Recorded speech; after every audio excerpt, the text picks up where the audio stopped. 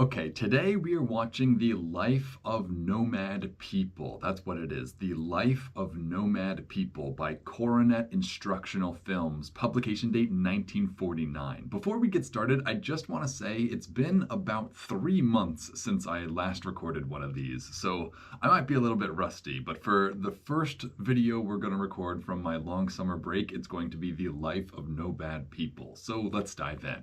Oh, I should also mention that the reason I'm watching this is because I'm working on a video about, old Africa from 1864 about. So I actually had to watch this, and I actually used footage from this in a video. It should be out by now. If you're watching this, probably mid-October, mid to late October. Africa 1864 is probably out by now. So you can probably watch the video that I had to watch this for anyway right now. But let's get started. Let's watch the full thing. I didn't watch it in its entirety for the making of the video. I only edited out certain parts of it to use for my video. So I still haven't seen the entirety of this program. So let's dive in for real this time. Let's go. The Life of Nomad People. For meat, milk, and wool. Oh, that's interesting. It kind of just starts like immediately halfway through a sentence. So there's a bit of an intro that we're probably missing from this. But let's start from the beginning again. And I just want you to all know that this is where the program starts. I'm not just randomly starting it in the middle of a sentence. This is 00 timestamp that we are just entering the middle of this guy's thoughts right here. So let's get into it, I guess. For meat, milk, and wool. Meat, milk, and wool. Already, it seems like he's explaining why these nomadic people have herds of goats or sheep with them. I actually can't tell which they are, but it seems like that's what he's talking about right now. Again, we started mid-sentence on that one, so that's tricky, but I think they're talking about why they raise these animals, and that's how nomads really survive. The lifestyle of a nomad is kind of hard to comprehend from, I don't even know what the opposite of a nomad is. From a homebody like me, right? A homebody like me, I don't really understand how you live in a desert like this, right? Like you can even see the sand dunes behind them. Like this is a pure desert, and somehow these people eat, and they do it by raising sheep or goats. I can't tell which one they are yet. Let's just keep watching. We are 1 second into this, so let's just keep going. To find enough pasturage and water for the flocks, the nomads keep moving from place to place.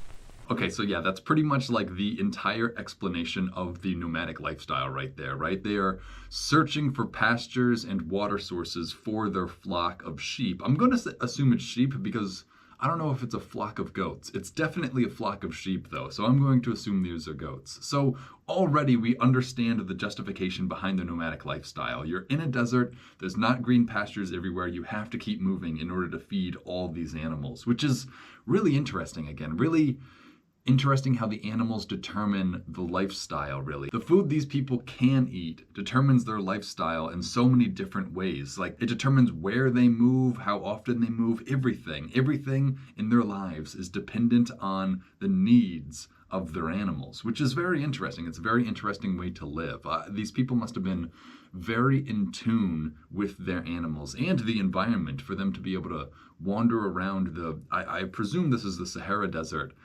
and find green pastures. How do you even find a green pasture in the Sahara for your flock of sheep, Like that's so amazing, honestly. So let's keep watching now. Again, we're not even 10 seconds in. People who follow this kind of wandering or nomadic life are found in various regions of the world. Oh, this is cool. We're getting a map now. I wasn't actually expecting a map of the nomadic people. I thought we were going to focus in on like one, but this is cool if we're actually going to get to see the world of nomadic people. The tundra lands of the Arctic. The tundra lands of the Arctic. See, that's already so interesting that we're talking about nomads. I guess we're not talking about desert nomads. We're just talking about plain nomads. So yeah, I guess there are Arctic nomads. That's crazy. I've never really even considered that. The steppe lands and deserts of Central Asia. That's interesting. Yeah, the steppe nomads. That's funny how there's different classes of nomads. There's the Arctic nomads, the steppe nomads, and now we're going to get to the desert nomads. I wonder what there are more of. Desert nomads, steppe nomads, or Arctic nomads. I feel like the steppe is the only environment that is actually not horrible out of these options. The dry lands of Australia. Oh man, can you even see Australia? Wow, maps without New Zealand, right? I can't see any discernible New Zealand on that one. And the northern part of Africa. That's so funny. These are the nomad lands, not the vast open Sahara that is home to all the Berber tribes in the world, but just the northern part of Africa. That's like, I don't know, that disagrees with the video I'm making right now. With the video I'm making has taught me that the Sahara is where the Tibu or Tida lived, the Amazigh or the Tuareg, and the Air, the Aspen, the Adrar, the Tagant, and the Azawad. So there's a whole bunch of different nomadic peoples within this Sahara region that is not being illustrated right now. But let's keep going. Let's see if they mention it. These regions where the climate is not suitable for farming, but is suitable for grazing. Okay, yeah, so these are the environments where it's not arable land. You can't really farm on it, but grasses and shrubs and stuff do grow on it so you can graze animals. That's a very interesting delineation of land use right there. This is not farming land, this is pasture land for sure. I wonder how they really determined that. It is here in Africa, on the northern edge of the great Sahara Desert, that we find the Aramads we have been watching. Okay, cool. So we are in the Sahara Desert. That's funny. So yeah, that's where I expected us to be based on the footage that we saw earlier. So we are going to be right in like the Barbary region. So these are the Berbers that we were looking at, I think. I think there's Berbers all throughout the Sahara. I don't know what the exact right word is. Is it Berbers or Tuareg or Amazigh I think those are all like interchangeable at this point, but I'm pretty sure this area specifically is like Barbary. So I'm going to say Berber for now. The leader of these desert nomads is called a sheik. A sheik, that's interesting. I didn't know, I thought a sheik was like a Muslim king. I didn't realize, well, maybe he is Muslim. I guess he could be Muslim and he could be the leader or the king of these groups of nomads. So I don't know. I guess that's a title that I wouldn't have expected, but I guess makes perfect sense. He decides where the group shall make their next camp. Dang, hang on. So this guy's walking, him and his boy. I don't know if that's like his, I don't know, assistant or anything, but then there's two ladies right beside them that are just like walking. Like, I don't think they're going fast enough as a herd for these girls to ever fall behind, but they do have to walk, which is more work than, I guess, what the leader of the herd has to do. That's just funny that like the men ride on what look like donkeys or horses and the women just walk behind them. The campsite will be near this water hole. Oh man, see, this is so interesting. Like, I love the idea of finding a water hole in the middle of the desert, right? Like, look at this image right here. There's a literal water hole. Like, there's not a river feeding into it. There's barely even any vegetation, but somehow there's just like a small pool of water in the middle of this desert. And that's where these nomads are going to set up camp. That's so interesting. I feel like the life of a nomad is very exciting, but also very worrying. Like, what if that water hole is dry? Or what if you don't find a water hole? Like, you are in the middle of the biggest sand desert on Earth. So I don't know. That's so amazing it's so amazing to just see the small watering hole that all these desert nomads came here for, which is just, again, wild. These people probably knew this watering hole was here before coming. They're probably so familiar with the water bodies of this particular region that they knew they were going to find water if they came here, or at least I have to imagine they would. And they probably would have known that there would be, plants here for their flock to graze on as well. So that's just, that's so fascinating that they would have like an internal map of the desert and its water bodies that they would cycle around for their flock. That's so interesting. Oh man, I'm always so fascinated by the lifestyles people live. And what's even more fascinating, really, is that people do still live these lifestyles. There are like some completely unchanged Berber nomads out there in the Sahara right now doing the same exact thing we're watching these people do. So I don't know, it's very interesting for multiple reasons. Water is most important to the nomads and their flocks. The place the sheik has chosen may look dry and bare. Yeah, let's look at this. Look dry and bare. It looks like absolute desert. It's not even a sand desert. It's not an erg, it's a rag, right? Or am I getting that mixed up? It's a rag, not an erg. Or it's an erg, not a rag. I don't know. If you know desert terms, you know that this is a rag or an erg, but not the other one. I can't remember which one. I think I think I was right the first time. But there are small shrubs on which the flocks can graze. And so the sheep... That's so crazy. Hang on, we'll go back again just 1 second. So you're telling me that the flock can graze on this area right here? I can't even see any plants. Is this a plant? I thought these were all rocks. It still blows my mind that you can graze sheep in a place that looks like this. I mean, it's black and white. It's hard to tell if there's vegetation or not, but it does not look like there's vegetation. It looks pretty bare. It looks like a reg or an erg, I don't know. But either way, it's just amazing that you can actually keep a flock of sheep sustained off of a landscape like this. Yeah, that's probably the most amazing part of the lifestyle of nomads. And so the sheik gives the order, make camp.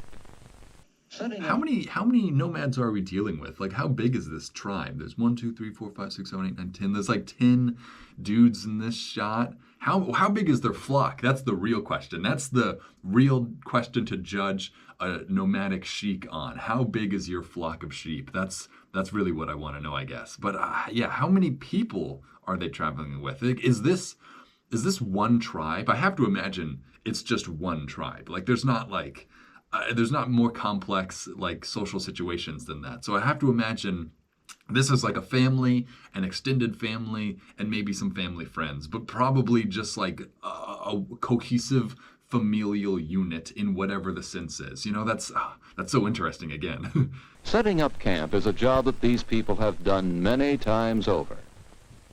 The sheik supervises the work. Oh man, this is a close-up of the sheik. Wow, like he looks kind of exactly like I'd expect him to look. Like he does look like a wise old man. Like a desert-beaten old man. For he has complete authority over the 30 people in his group. 30 people. Okay, wow. I'm so glad I asked the question because we got an answer to it. 30 people in his group. So probably 15 men, 15 women maybe. Maybe, I don't know. I don't know how those numbers really work out, but I don't know. That is a tribe, right? 15 men, 15 women. That is like the perfect size of a tribe. I don't want to say tribe in like a reductive sort of sense, but more in like a familial unit sort of sense. Like 30 people is like a family unit, if not a clan at that point. Let's meet one of the families in this group of nomads. Oh man, we're gonna meet one of the families? Yes. Oh man, I love doing this. It's been so long since I've recorded a video like this, but I forgot how excited I can be just to meet a nomad family for the first time. Let's go. Ali, the boy, and Mimona, his sister. Ali, the boy. I could have guessed that name. Ali, the boy, and Mimona, his sister. That's interesting. I've never heard any real, Arab women's names, really. Unless her name was Fatima, that's a new name to me. Are helping their parents unload the family tent. Dang, so this is like the nuclear family. So this is the dad, the mom, and his siblings, not like the whole uncle, aunt, and all that sort of stuff. But this is like the singular family unit within the larger tribe. That's interesting as well. So it looks like he's got an older sister and a younger brother. That's interesting too. Look at these young Berber people. Wow, this is like, because you're getting the true clothing that they're wearing, right? Like this is their desert traveling attire, or at least I have to imagine it is. Again, there are cameras here. These people are definitely suspicious, or at least aware of the camera people, so maybe this is played up. Maybe they're wearing their nicest clothes or something, but I still have to imagine this is a faithful portrayal of how the Berber people actually look when they travel across the desert. So I don't know, we're very lucky to be getting to see that. Camels, which are hardy and well suited to desert life, can carry heavy burdens. Yeah, right, they're going to tell us the kids' names, but not the camel's name. I feel like the camel, in this society, the camel is like a member of the family, too. I feel like we need to appreciate the camel as well. The tent is made of cloth, woven from wool and goat hair. The tent poles are carried along, too. Oh man, they're making tents. See, that's so cool that they're just making a tent in the Sahara. This seems like so much fun. Like, I know it's probably miserable being out in the Sahara Desert all day your entire life, but making a tent at the end of the day sounds fun. I don't know. While the women busy themselves setting up the tents, women busy themselves setting up the tent. That is very interesting. So in Berber society, or at least in this tribe's, delineation of work, setting up the tent is women's work more than it is men's work. That's very interesting because I feel like, I don't know, like I personally, when I go camping, I set up the tent. Like I feel like providing the shelter is the man's job. I don't know. I don't know if I'm getting into dangerous territory at all, but it's interesting to see that the women are doing it here. Like completely the women's job. It's not the men, do this and the women do that. It's the women set up the entire tent, which I don't know. I guess I understand. I guess women do like having control over that sort of thing. It's just interesting. It's interesting that I don't know that the men are fine leaving it up to the women. Like I don't know, I feel like I would want my tent a certain way, but maybe not. Maybe the women know how to make the tents nice for everyone. I don't know. It's interesting, the delineation of work. The men and boys look after the flocks of sheep and goats. That's so funny. So while the women are setting up the tents, the guys are just like looking at the sheep. Like you've been walking with this herd, this flock, thousands of miles across desert, but once you finally find a good spot, now is the time to just spend looking at the flock while the women are actually doing work that helps everyone out. Like what are you doing just looking at the sheep? Like they're fine, they're here, they're all with you. Like go help your wives set up camp. I don't know, that's just so funny that the men are like, nope, I'm just gonna go look at the sheep. The animals are already finding shrubs on which to graze. Are they really finding shrubs? I couldn't pick out a shrub in this frame for these sheep to go towards. The men and boys look after the flocks of sheep and goats. Oh, sheep and goats. Okay, yes. Are those the same or are those different? I'm pretty sure sheep and goats are different, but I'm glad that they have both sheep and goats. So I was right no matter what I was saying. Awesome. The animals are already finding shrubs on which to graze. Dude, I can't see a single shrub though. I'm looking for them. No, maybe if this was in color, but I cannot believe that they're actually finding something to eat here. As a protection against the hot sun, Ali and his father wear a head covering called a turban. I very much appreciate them explaining to us the turban. So in this society, the turban's only meaning, apparently, is to protect your head from the sun. That's funny because I feel like turbans in other societies have other meanings to them. But here, it's just a comfort thing more than anything, which is interesting. Wow, look at young little Ali right here. How old is Ali? What year did I say this is from? 1949? How old is this kid? He's like 8, 10 maybe? Let's make it 10. Make it easy, 10. All right, so he's 10, 1949. That was 80 years ago almost? Yeah. Either Ali is like the oldest elder of this tribe now. Like he is the spiritual elder, or he's dead. Like this kid is either super old or not alive anymore. But that would be very interesting if Ali from this is still alive. Like that's what's so fascinating about this. I know I say that like every time I see a child in one of these, but like this kid is like 90 somewhere, Like, that's so interesting. Like a 90-year-old man in the middle of the Sahara might still be this kid. Like that's crazy, Like this kid might still be like wandering the Sahara with his flock of sheep and goats that are related to the flock that we're seeing now. Like that's just, I know that's not that crazy if you really think about it, but it's crazy if you think about it just a little. And each one wears a loose cloak called a burnous. Burnouts? I like the burnouts. These look pretty cool. These are a good fashion trend. See, we're learning fashion still. Like I love how we're getting fashion tips even in this old documentary like that. Like I don't know, that's interesting. That tells you that fashion isn't just, what most people assume it is. Fashion is very much a cultural indicator, especially with these sorts of lifestyles where you have to wear clothes that adapts to your environment. Your clothes does become a lot bigger part of your culture when it helps you survive the Sahara. So very interesting that we're getting actual lessons in what these people are wearing. A protective covering against the hot winds and blowing sand. So hang on, but they're wearing a burnous, and then it looks like they're wearing robes beneath their burnous. Damn, these guys are layered up, and they're in the desert.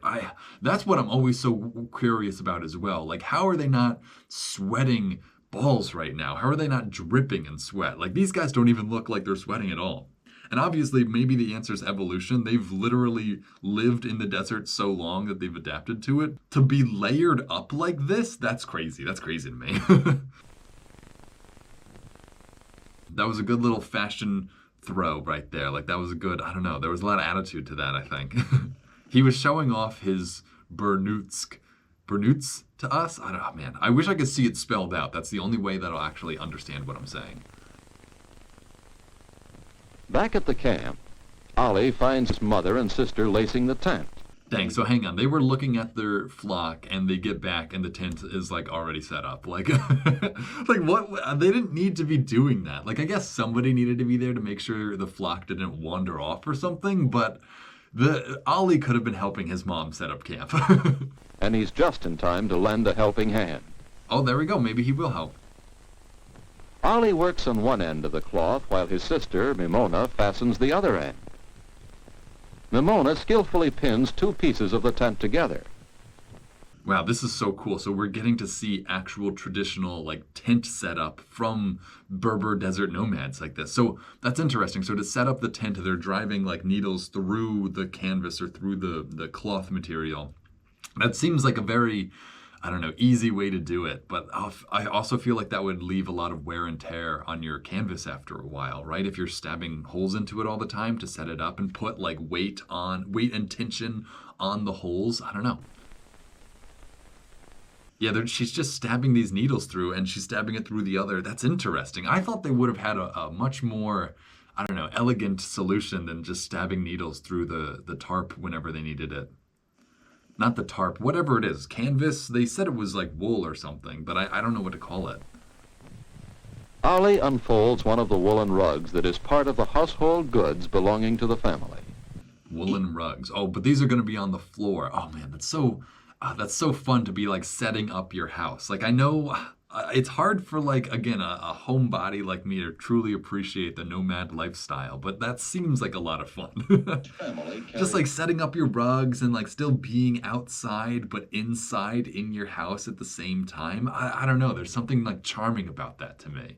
I could do like the desert nomad lifestyle for like a year, I think. I think it would be a lot of fun for like a short while. Each family carries all its possessions: blankets, utensils, some food, and of course... Dang, so hang on. This is like the family's like entire possessions right here. They have some rugs for the floor and then some pots and stuff. I bet they have more like somewhere else, but this is like, I don't know. This is what they set out to set up for their house. These are like the essentials, I think. Of course, water. The water is usually kept in a goatskin bag.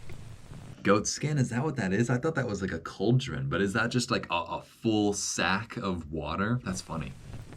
And when Mother empties the water bag, Ollie and Mimona know that they have another chore to do. Fill it back up? Is that chore to fill the water bag back up? Or what's their chore? Like, I don't know. I that's the only chore that I can imagine is to fill that back up. At the water hole... Yes, they are filling it back up. Yes. Okay, I'm in tune with the nomad lifestyle. That's what that means. Near camp, they fill the bag. Water is precious on the desert. The lives of these people and of their flocks depend on these water holes. What's so funny is I made a whole video about how oases form. And I understand it. I understand how the groundwater and the hydrology works. But I'm looking at this and I'm like, how is there just a pond there in the middle of the desert? Like that's more amazing than anything, really, is that there's just a small, little, tiny pond here. And these people are going to drink the water from it, too. That's crazy. Which are few and far between. Like, this is just like a desert little pond. Oh my God, I don't know. It must be salty or something, isn't it? Like it's evaporating? I don't know. This cannot be like the cleanest water ever. While the children get the water, Mother prepares supper. The main dish is called couscous. Couscous, wow, no way. That's so funny. It's so funny that I could have guessed what they were eating. If only I had paused 1 second earlier, I could have guessed. So they're eating couscous. That's interesting. What is couscous? I don't even really know. Like, I've had couscous, but how do they have couscous is what I'm really curious about. Like, how have they collected the materials necessary to make couscous? Because they're not farmers, right? They're nomads. So how, like, literally, did they trade for the couscous? Do they, like, oh, maybe they did. Oh, that would make a lot more sense, actually. Oh, maybe they, all right. Okay, yeah, they can trade. They can trade goat meat for couscous or something. All right. At least I figured out one way they could have gotten couscous. A kind of flour paste. The meal will be ready by the time Father is finished. So hang on, yeah, she's just mixing the couscous with her hands in this little dish. I don't even know, is it like, do you have to put it in water? I really don't know how to make couscous. I've had it, I swear to God I've had it, but I just don't know how you prepare couscous. I'm trying to learn the mother's method of preparation from this video, and I'm seeing her stirring it in this little pot or something. I don't know what she's doing. It doesn't seem like she's doing much. It seems like she's just like pitter-pattering with her hands. Also, how old is this mom? This mom, or this lady, this looks like a 12-year-old girl. Like I don't know. She looks very young. Maybe once I see her face more, but this looks like a child. With his evening prayers. These people are Mohammedans. Mohammedans. We've learned about Mohammedans before, so that's good that we're prepared for this. They're going to pray in a second. That's funny. And they pray with their faces toward Mecca, the holy city of their faith. That's so funny. Knowing the direction of Mecca, I bet we could figure out where they are right now, just like based on the mountains. Or I bet someone could figure out where they are. Somebody in the comments can figure out where in the Sahara Desert these people are. Please, somebody, if you can find their like latitude, longitude, like I would love to know exactly where they filmed all this. So if anyone recognizes these mountains, and again, we know the direction Mecca is from here, we can figure out where these people are. Like there is a real place. Like this place still exists, obviously. Like this didn't like disappear. Like we can figure out where these people were. I can't, but maybe somebody in the comments can. That is interesting. So he's a sheik. I guessed that they were Muslim based on the fact that he was a sheik, but I don't know if that was a correct assumption or if I just got lucky there. A little later, the family is seated in their tent for supper. Oh wow, look, this looks pretty nice. This looks like pretty like comfy out here. Like this is what I was saying. I like the idea of living in a tent like this, actually. Of course, there are no chairs. They would be too bulky to carry from place to place. Everyone sits on rugs or mats and shares the same dish of couscous. It's interesting that they're eating with spoons. I don't know. I wonder if they always ate with spoons. I just feel like, I don't know, I was expecting them to be eating with their hands for some reason. Maybe that's just me, but like, I don't know, good for them for eating with spoons. But that's it, they're just eating couscous. There's no like, I don't know, no meat, no like vegetable, no, it's just plain old couscous. I wish I knew, I just want a shot of the couscous, really. I feel like I could see if there were other vegetables or something in it, but if it's just plain old couscous, I don't know, that's a tough meal to swallow. After supper, the children gather around a fire and listen to a story. I bet there's at least like good spices or something in it. I bet it tastes pretty good. I bet it's hard to just eat nothing but couscous. The teller relate old tales, stories about their tribe and legends about great heroes. Stories about their tribe. What I wouldn't do to actually be given a story of this tribe. You're like, what are the legends, the myths of this specific tribe? Because that's so interesting to me that every single person group or people group has its own collective stories with itself. And this tribe probably has family stories of its own that maybe people remember to this day, but it's never been written down, I can't imagine. So I would truly love if we got to hear a story of these people's tribe, like where their family came from or something about the origins of this tribe would be very fascinating. I don't think we're going to get that, but I would love to get that. From generation to generation, knowledge is passed on by word of mouth. Yeah, by word of mouth. So I can't imagine they wrote any of these stories down. Any of the legends of their tribe are probably either orally remembered or forgotten since this time. There are no books for these nomad children. Wow, look at all these kids, though. That's so funny. I didn't see a lot of kids earlier. Now there's like a whole like family. There's a whole society within this tribe. Like there's multiple different families of children. That's so interesting. Here is a pattern of life much like that of the wandering tribes of biblical times. Honestly, this is probably pretty identical to the lifestyle of the wanderers who wandered around the desert during biblical times. Maybe they didn't have spoons or something, but like besides that, I have to imagine this is a pretty unchanged style of life from like the past few thousand years. Maybe I'm wrong, but I feel like something like this has been happening for thousands of years at this point, and still happens to this day. The next morning, soon after sunrise, the Nomad camp is beginning to stir with activity. Dude, look at these tents, though. These are interesting tents as well. I have not even commented on the interesting architecture of these tents. Even though these aren't permanent structures, this still does count as like the architecture of the society, right? This is the specific way that this tribe and maybe this clan of nomads builds their tents. I have to imagine not all desert nomads build their tents in this way. So like what we're seeing here is very indicative of the nomad culture that we're learning about. I wish I had more context about, I don't know, I feel like we need to appreciate how these tents are constructed, because this is not my typical conception of what a tent even looks like. So to see them looking like this, I don't know, they're very interesting. I'm curious about like the engineering, the architecture, I guess, behind them. Like these are interesting structures, to say the least. With a light lunch of dates and bread, Ali and his father are off for the day. Dates and bread. Well, at least they got their vegetables in another way. I don't know how they're getting their protein. Well, I guess that's their flock, right? They just eat sheep or goat meat whenever they really need to. Interesting, I guess. Yeah. Again, yeah, it's hard for an American homebody like me to comprehend people not eating meat and vegetables with every single meal that they eat. That is a very modern American diet. These people have probably a much healthier diet than what I'm outlining. The shepherd who has watched the flocks all through the night is now relieved of his task. Dude, how do you even watch them at night? Like, isn't it like pitch black here? Like, what's even the point? From their sheep, the nomads get wool, which the women weave into cloth. Oh man, so the women, that's so funny. So the men's only responsibility, it seems, is just the herd. Like, they don't do any of the cooking, none of the tent setup, none of that. They don't make any of the cloth.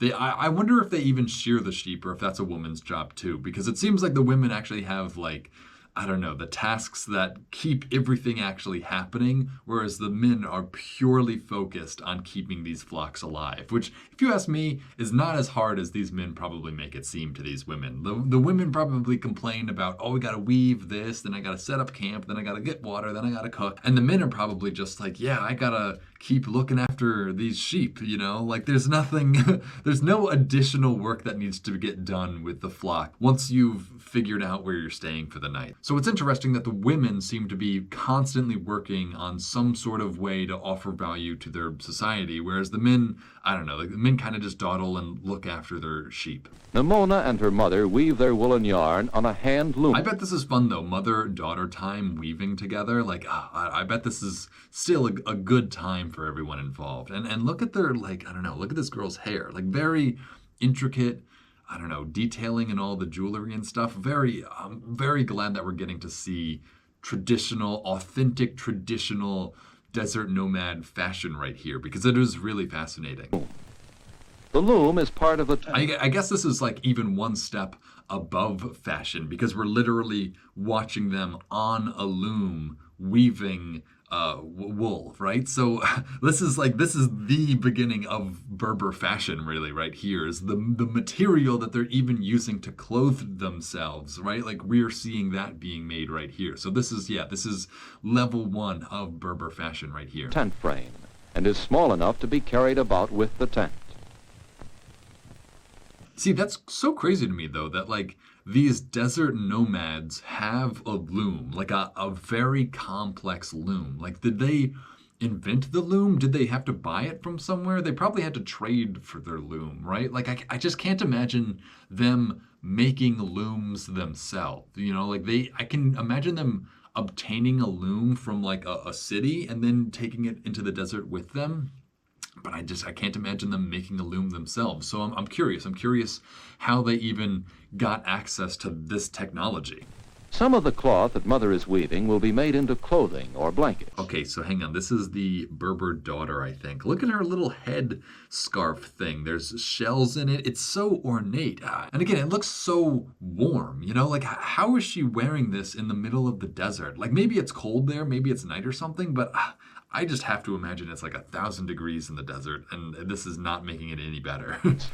Some may be sold in the village at the edge of the desert.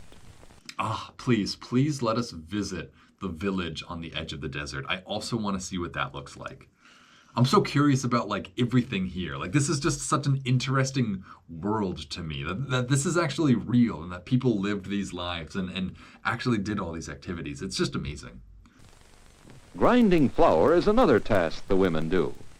Grinding flour, another woman's task. Again, what else would the men in these societies do besides tend their flocks? Like probably nothing. And I get that like half of their wealth, or probably most of their wealth, is in their flock. So from a financial standpoint, it's probably pretty equal. But I have to imagine from the actual workload, these women are doing a lot more work than the men actually are. Just like how hard is it to look after a flock of sheep? I guess I say that having never looked after a flock of sheep myself. I bet there are probably a lot of challenges, but it just seems like the women are doing everything here, you know? Wheat bought in the village is ground between two stones. Okay, so yeah, they bought the wheat from the village. That's interesting too. That's good. That's probably how they got their couscous as well. The women also gather dry shrubs for fuel. No way, she's mining. That's something I totally would have imagined being a man's responsibility in this society, but I guess not. Sometimes this daily routine of nomad life may be interrupted. Right now, This is a good shot. Whatever photographer got this, like they just, good shot, good framing, good for you, photographer. I wish we could have seen the credits for this, but it started in the middle, so we'll never know the photographer responsible for this shot. But I want them to know that I appreciate their work. Right now, Ali and his father are looking for a baby goat that is missing from the flock. Oh, wow. Okay, so this is like the men's responsibility, right? Okay, a baby goat went missing. The guys, like if your whole lifestyle revolves around you as a man tending your flocks and doing nothing else, then yeah, it is definitely the men's responsibility to figure out this lost goat. The binoculars father is using are one of the few pieces of find the animal quickly. Dang, hang on. So we skipped over some very interesting information there. So their father was using some sort of telescope or some sort of lens to look for the goat that they're missing. And it seemed like they were going to explain that that's like one of the most advanced technologies they have and that they only obtained it from trading and stuff. But for some reason that got cut out. So we didn't get that information. So I'm so curious what the story behind the nomad father's like telescope is. Like what was the story that they were about to tell us or how we got that? Because that is out of place in this sort of society. Like I don't think these people have the technology to really be crafting glass lenses properly. Maybe I could be wrong about that, but I have to imagine that they traded for that thing. So there's such an interesting story about how we got it, and we will never find out because it edited over that.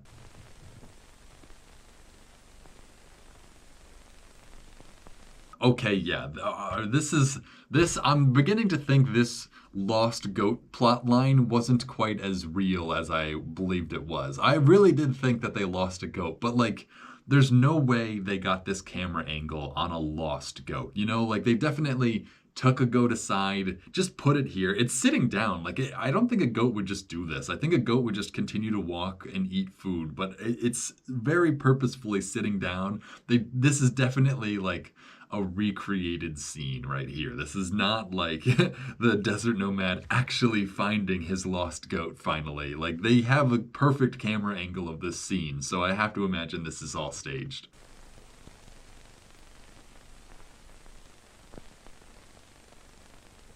Ali has found the goat. He is a good shepherd.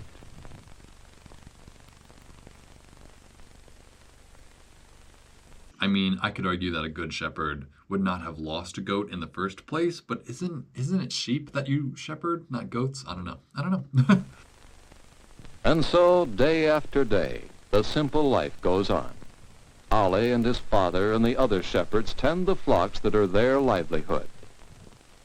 That's crazy. That's crazy that, like, yeah, their entire livelihood is just this collection of animals. That's like if all my videos were just an animal, like every video I've ever made that is my livelihood, if that was just like a living thing that I had to nurture all the time. That's crazy. That actually is wild to think about. Like hundreds, because I have like over 100, almost 200 videos. I wonder if I could take care of 200 things like this as my livelihood. That's so different of a lifestyle than the homebodies like me, the desert nomads versus the American homebody.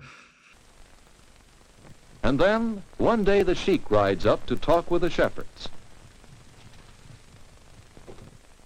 The sheik rides up to talk to the shepherds. Is this a horse or is this a donkey? I know that's completely unrelated, but I think it's a donkey. Or like a mule. I don't know. I don't know, because those are weird mixes, but it looks like a donkey to me.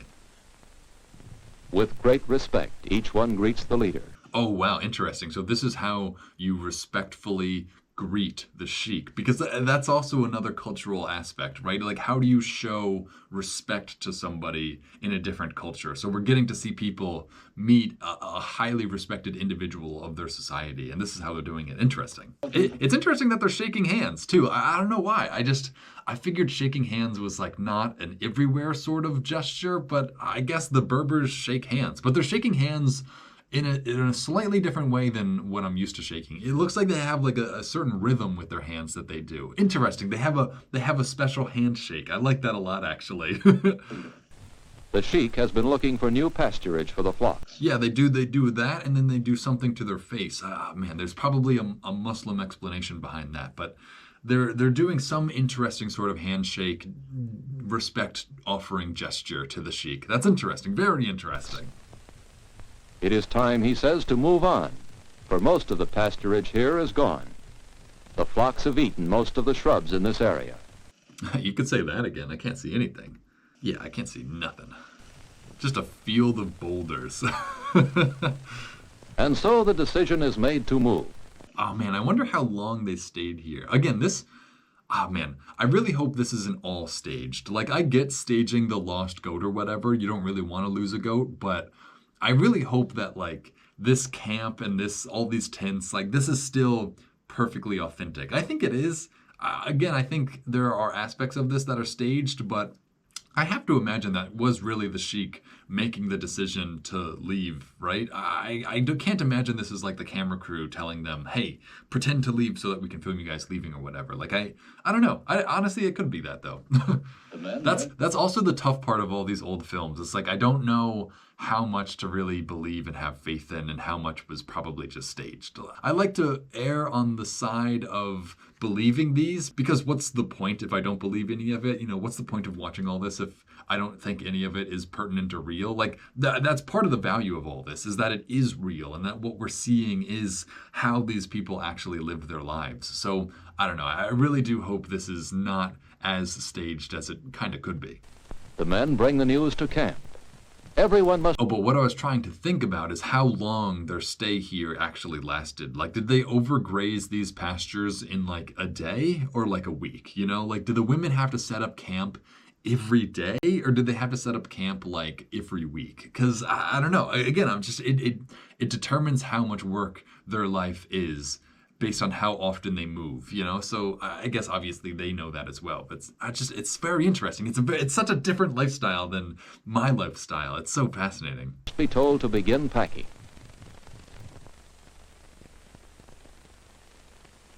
Oh, I feel like I should have been calling out the shots that I used in my video. There are some shots in this that I used in my video. So I love pointing that out when it's like, oh yes, this scene is actually in my video, but I'll do that in a second. I know there are some shots coming up soon, so I will, I'll point them out to you guys.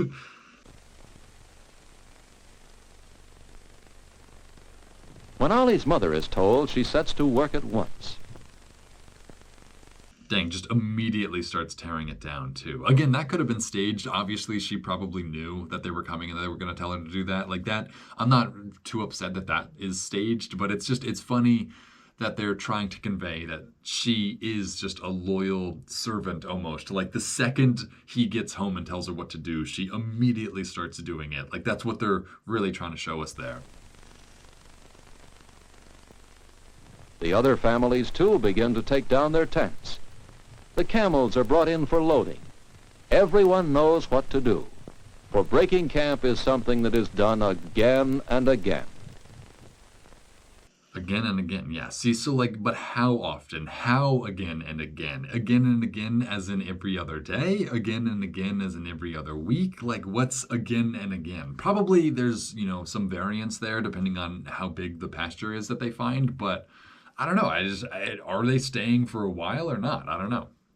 I feel like I would want to stay a week. If I set up a camp, like a whole tent and everything, at least give me a week or something. Like, I wonder if these guys even have the concept of a week. Like, is a 7-day week a thing to these people? Probably not. Probably, like, I don't even know if they have years. Like, in the Sahara, is there any seasonal difference? Probably there's a rainy season, actually. So that's probably, like, the only sort of, like, time organization these people have. Is, like, when's the rainy season coming? Where do we need to be when the rainy season comes? I don't know. I don't want to reduce them down to that, but I feel like that's the only pertinent sort of temporal information that they really need.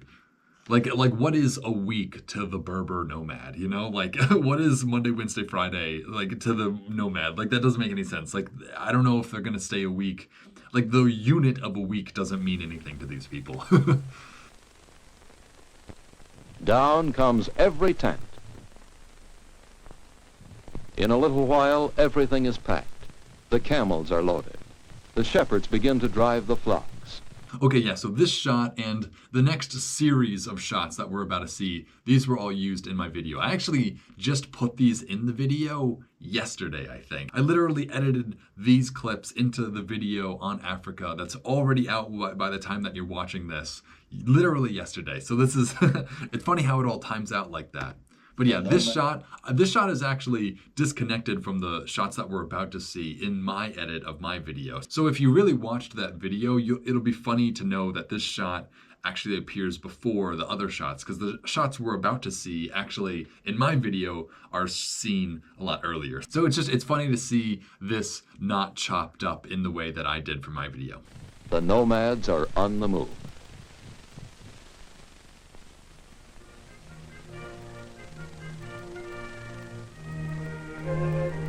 So hang on, so this is what the moving group of nomads looks like. So most people are just walking. Maybe the sheik and his family have camels to ride, but not even his wife or daughter or anything.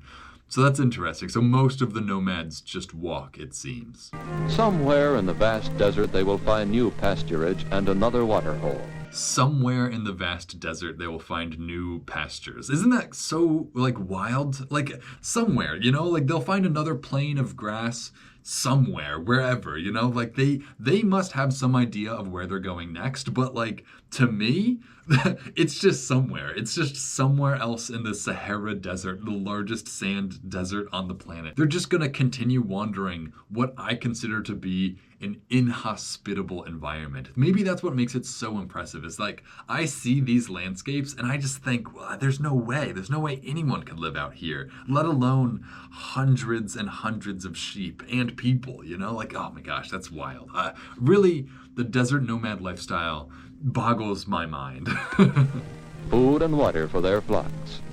Food and water. See, their whole lives must really surround around finding water. Like, these are like the Fremen from Dune, pretty much. Like, I guess the Berbers probably inspired the Fremen from Dune quite a lot. This is the lifestyle where every last drop of water is actually valuable. This is the pattern of life. Moving, grazing the flocks, and moving again. Moving, grazing the flocks, and moving again. That is the nomad lifestyle for sure.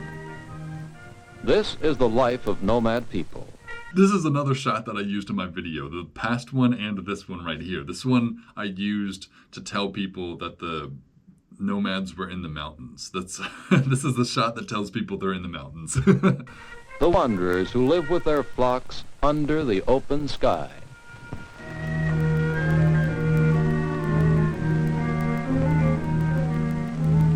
Okay, so that's the end. That was very interesting. I very much enjoyed getting a glimpse, just a glimpse, into the lives of desert nomads. Like, it's not often that you really get to feel like you're in with the tribe here. Like, I really do feel like we got a good glimpse at what their lives looked like. Like, we got to see what the men do, how their work is. We got to see what the women do and all their different jobs and tasks around the Berber society. And we got to see the sheik. We got to see their children. We got to learn a few names. We got to learn some fashion. We got to learn some architecture. This really was, I don't know, a good video. It checked off pretty much all the boxes for what I like to see in videos like this. I don't know. I'm glad that I got to watch this. I'm glad I used this in a video as well. I'm glad that I picked this up for a video so that I got to see it here as well, because I was super curious. When I was editing this, I did really want to watch this myself and actually see everything, but I told myself, no, I'm going to watch this for Archive Dive. I'm going to edit through this and I'm going to take clips that I like, but I'm not actually going to watch it until I do it for Archive Dive. So yes, this is the first time I'm seeing this, even though I already used this for another project. This is still the first time I've ever actually watched this in its entirety. So very interesting. I think maybe the most interesting part is that people still live like this to this day, pretty much. I don't know if it's exactly the same. Obviously, I can imagine Berbers having like iPhones now, but besides that, I don't know. I have to imagine people still live somewhat similarly to what we just witnessed. So I don't know. A very interesting lifestyle, very different than the life that I live. Doesn't look horrible at all, though. It looks actually pretty pleasant, to be honest. Like, besides the constant fear of the unknown, whether or not you are going to find a pasture for your flock, like, I don't know, it seems like fun just wandering around and bringing your flock to different places. You find cool new valleys all the time and, like, I don't know, interact with other people just wandering the desert. That must be pretty scary though sometimes also. Oh man, there's such a crazy world that must exist in the Sahara that you just don't really understand because you don't see how resilient people and cultures are. Like, it's hard to even imagine that there are people capable of living in the Sahara, but we just witnessed it, right? This is literal evidence that even before modern technology, even before air conditioning, people can live in the desert of deserts, you know? Like, this is evidence of that. So it's amazing to see what the desert does to people and people's societies and people's cultures and everything. The desert definitely has influenced the nomadic people's lives in so many different ways that it almost is the defining feature of their lives is the desert. It's almost like how the defining feature of people's lives here is growing corn or something, you know, like the same. You know, the same logic applies, that this is how they get food, so that determines their entire lifestyle, culture, and everything. And the way that we get food, farming and, you know, whatever, that determines our lifestyles as well. So it's very interesting to see almost like the complete opposite lifestyle as what I live. And that's pretty much what I feel like I just watched, is like the most different way of living a human life on this planet from what I live now, which is, I don't know, pretty funny as well. Besides that, I don't know, very interesting. I enjoyed watching this. I don't know if I have any other thoughts. I think I would make a good desert nomad. I honestly think I would enjoy it. I would enjoy wandering around. I might not handle the heat very well, but I don't know. If these guys are doing it, I think I could too. Yeah, I think I could be a good desert nomad. Maybe not a good steppe nomad. Maybe I think I would hate being an Arctic nomad. I think that would be the worst lifestyle ever. I would much prefer heat over cold any time of the day. Yeah, I think those are my final thoughts. I have definitely gained a newfound understanding and respect for the nomads. So I think that's mission accomplished. If you enjoyed and would like to help support what I do here, you can follow the link in the description over to the Internet Archive. The Internet Archive is where I get all these old programs from. So if you want to support me, donate to them. And with that, I think we're ready to